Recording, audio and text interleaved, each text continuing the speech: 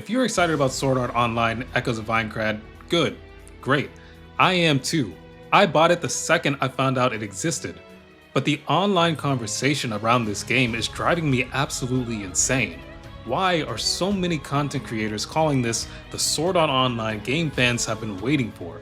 Because almost every single time I hear that sentence, it's followed by, I've never played any of the older SAO games. Although we didn't massively cover the previous Sword Art Online games that have come out over the years, I did play a few of them, most notably Hollow Fragment back on PSP. Yes, that was a while ago. And to be clear honest, I actually tapped out of the anime years ago, right around the Gun Gale Online arc. then how would you know? Hold on, this is peak. Kaizen! What happened, man?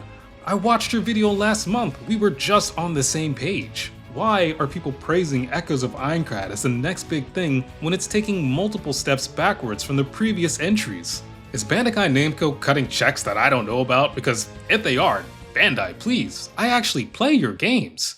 Do you realize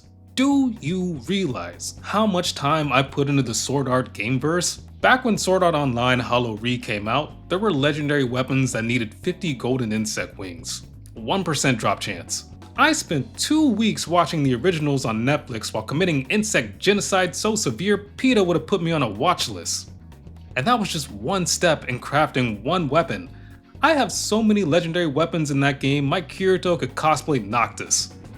I have multiple in-game weapons in Fatal Bullet and multiple fully crafted Max Terminus weapons in Granblue Fantasy Relink.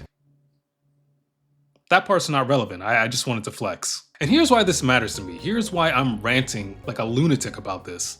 People who don't play SAO games are hyping up Echoes of Aincrad as this pinnacle, when in reality it is a major step backwards for the Gameverse.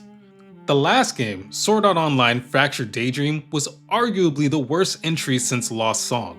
There was barely a story, a quote-unquote massive multiplayer that was just you and a squad full of bots, empty, lifeless maps with sporadic, harmless enemies scattered about that led to a raid fight where you barely felt present. For a full-price SAO game, it was embarrassing.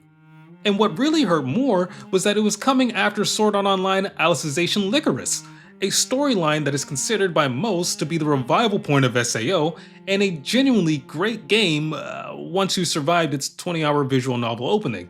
It is unfathomable that an SAO fan would say Echoes of Aincrad would be the game we've been asking for.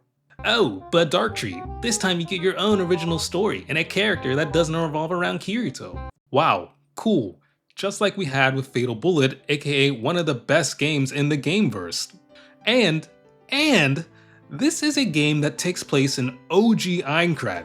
You know, where there's a tower with 100 floors to climb, and we only get 2 floors. Are you serious? That's what you think we've been waiting for? 2 out of 100 floors? And don't even bother saying there's going to be more floors in the DLC, they've already ruled that out. If we're lucky, we get 3 out of 100 floors.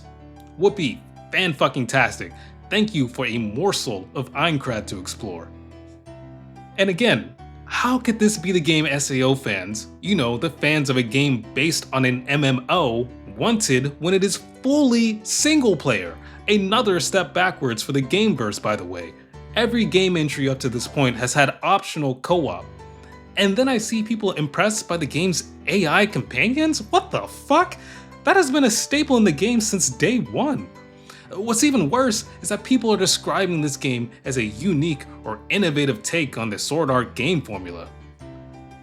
What are you people talking about? This is literally Bandai's Code Vein with a Sword Art paint. Did you guys not play that game either? Because spoiler alert, it was also a step back from the previous Code Vein title. And I'm starting to get deja vu. There is literally nothing exceptional about this game, and we are telling Bandai that they're doing a good job. Why? The Sword Art Online games could be and should be so much more. We should have Destiny levels of Sword Art Online games. Though, okay, not the best example to use at the moment. We should have a Realm Reborn level Sword Art Online game by now. There is just no excuse. And don't get me wrong, I know how hard it is to make an MMO. I pointed and laughed at Ash's creation along with everyone else. But Sword Art Online is a big enough IP with enough money and a big enough fan base to make something great.